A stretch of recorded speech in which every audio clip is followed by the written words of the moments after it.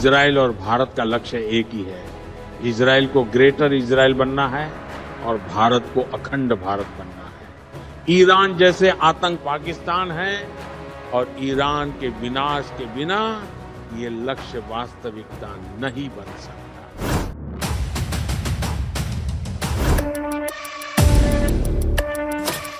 Deep fake news की दुनिया का नया हथियार, एआई का नया अवतार, जहां झूठ भी सच जैसा दिखता है।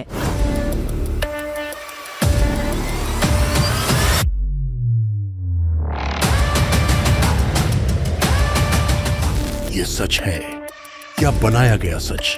के बारे में देखिए खास हमें जानकारी है नहीं, इसके बारे में कुछ नहीं कह सकते। नहीं, मेरे को नहीं, मैं कुछ नहीं कह सकता, मेरे को कोई जानकारी नहीं है, कुछ नहीं।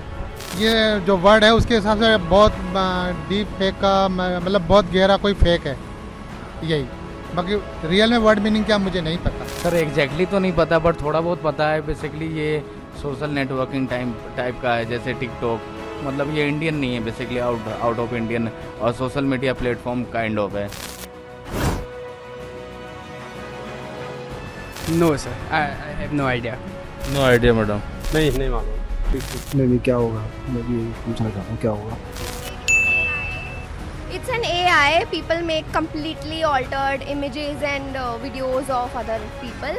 They can even alter audios and hopefully I am correct about it. Yeah, so I know about deepfake. मतलब अगर जैसे अभी मैं आपको कुछ बोल रही हूँ तो आप कुछ ऐसे उसमें कुछ ऐड ऑन कर दोगे, या जो मैं बोल रही हूँ उस आवाज़ को यूज़ करके आप कुछ ही और कंटेंट में यूज़ कर लोगे। It's different.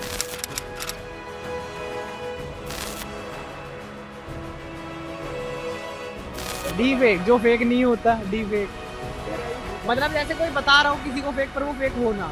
ये जो रूट साला टेस्ट में सेंचुरी पर सेंचुरी मारे जा रहे हैं, ऐसा ही चलते रहा तो ये भी रिकॉर्ड हाथ से चला जाएगा। तो इसके लिए ही मैं रूट को बोलना चाहूँगा, अरे वेडिया, अभी तूने एक भी सेंचुरी मारा ना तो ये बैट का ग्रिप निकाल कर बैठ सीधा तेरी। Specially after couple of games were announced in India against West Indies. After that I actually felt that this is the right time to move away from cricket, and then I made a request to BCCI to organize the last match in Mumbai. The strike on Iran following Prime Minister Modi's visit to Israel highlights India's alignment with its strategic partner and underscores the calculated nature of the operation. देवी और सज्जनों, आज सिंधी समाज भारत और विश्व भर में अपनी मेहनत और प्रतिभा के लिए जाना जाता है।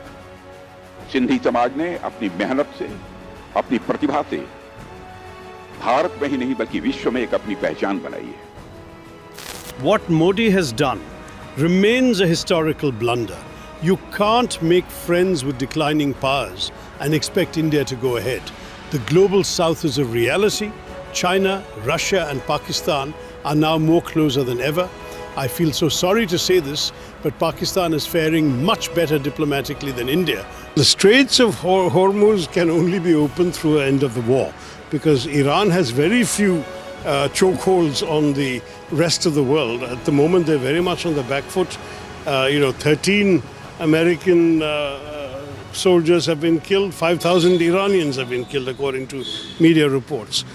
The balance of the conflict has been entirely against Iran.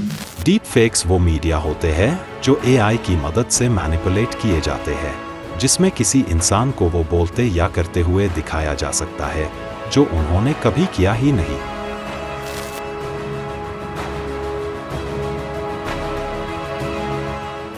Deep fake सिर्फ एक नई तकनीक नहीं है, बल्कि यह गलत सूचना यानी कि मिस इन्फॉर्मेशन की दुनिया का एक खतरनाक हथियार बन चुका है।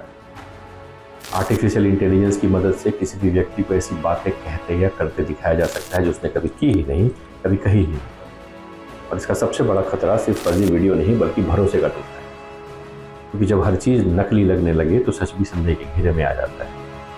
लोकतंत्र और पत्रकारिता जो विश्वास पर टिकी है, उनके लिए डीप फेक एक गंभीर चुनौती है। और आज सबसे बड़ी चुनौती सिर्फ डीप फेक को पहचानना नहीं, बल्कि समाज में सच पर विश्वास बनाए रखना है। On the occasion of International Fact-Checking Day, let's join hands together to take a pledge that we will learn how to identify deepfake videos, and we will never share these kind of videos from our social media. Thank you.